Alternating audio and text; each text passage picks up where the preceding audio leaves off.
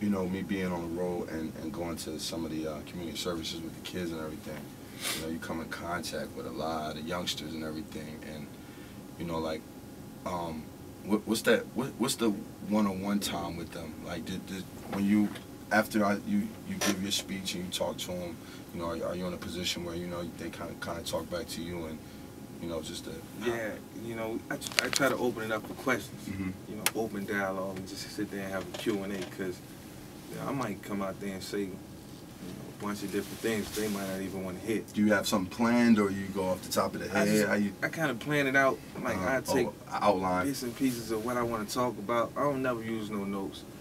I just let it flow, because you know, when you're doing it and you're passionate about it and you know what you want to say, it's easy to get your message across.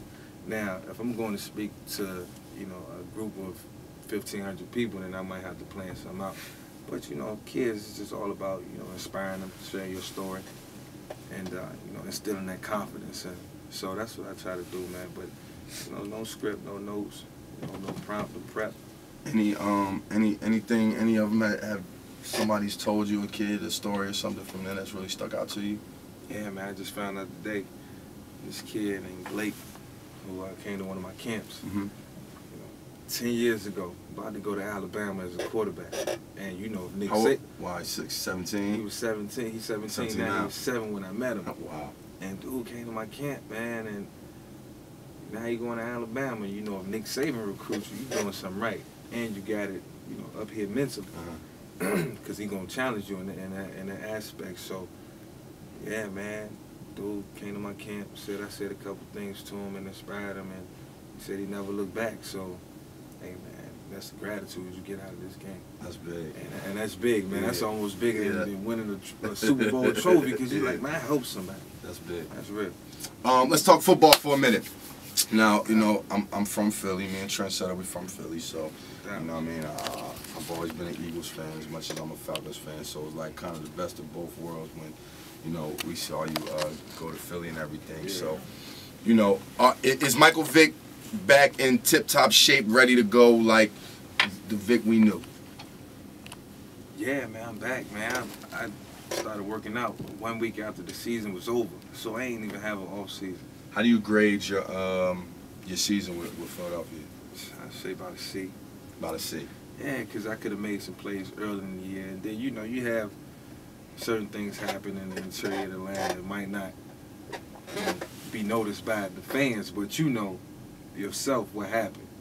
You know, so, I mean, there's a lot of plays I felt like I could have made if all the moving parts was, you know, moving correct. But for the most part, I had a couple of touchdowns, made a couple of plays, but I just ain't feel like myself, so I give myself a C.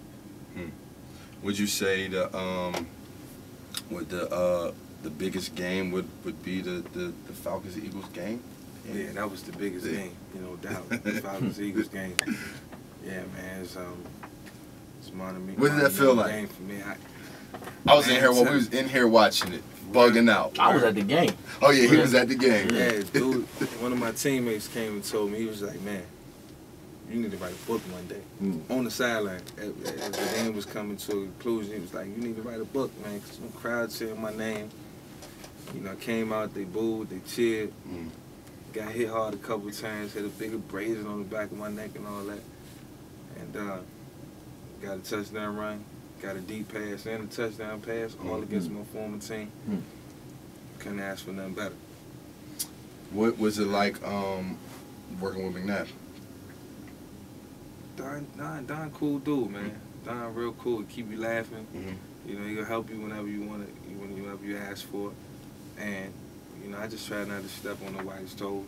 Try to just take a back seat. And whenever my number was called upon. Was it hard for you to do that? Yeah, it was hard as the season went on, because I'm a competitor just like everybody else.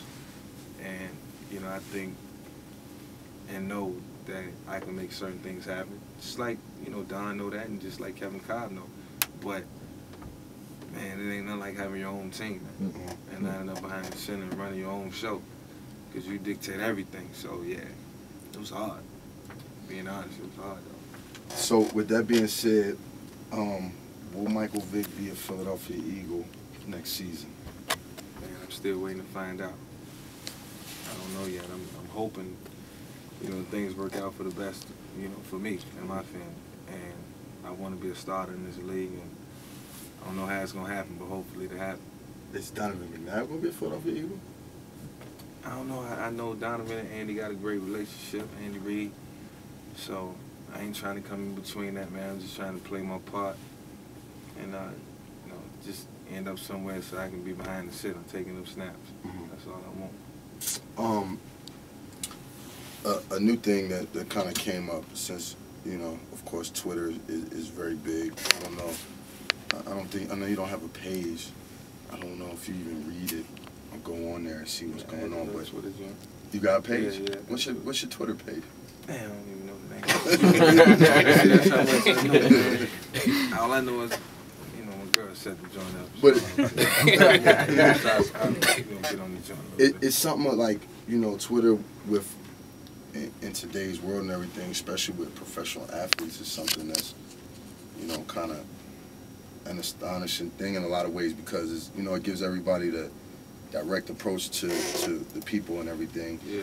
But, you know, it also, there's a lot of people that, you know, may say things that might even kind of hinder themselves. Right. You know what I mean? It's such an open forum with athletes and everything, and, you know, like,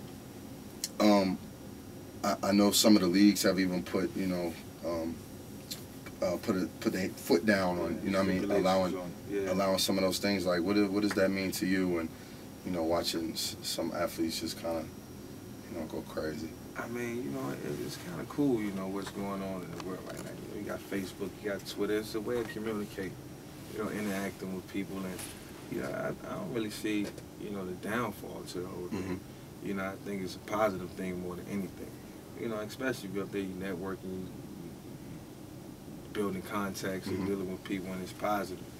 You know, other than that, I don't really deal with it, so I wouldn't know. But from what I hear, you know, I see a lot of dudes, you know, meeting people that, you know, they ain't seen in a long time, meeting people and finding a lot of friends. Well, I went on there and I asked the people, I said, if you could ask Vick anything, what would you ask? I probably got more responses from that than I've had in about a whole week. So let me see. My man, Real Pat MCD, wants to ask you, if you could play for any team in the league, what would it be? Who would it be? If I could play for any team in the league, it'd probably be two teams. But if I had to pick one, it'd probably be the Carolina Panthers. Carolina Panthers, yeah. Why? Well, you know, it's close to home. I like the uniforms.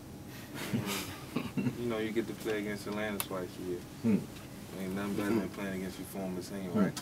So, yeah, I mean, that'd be a good look. That'd be a good look.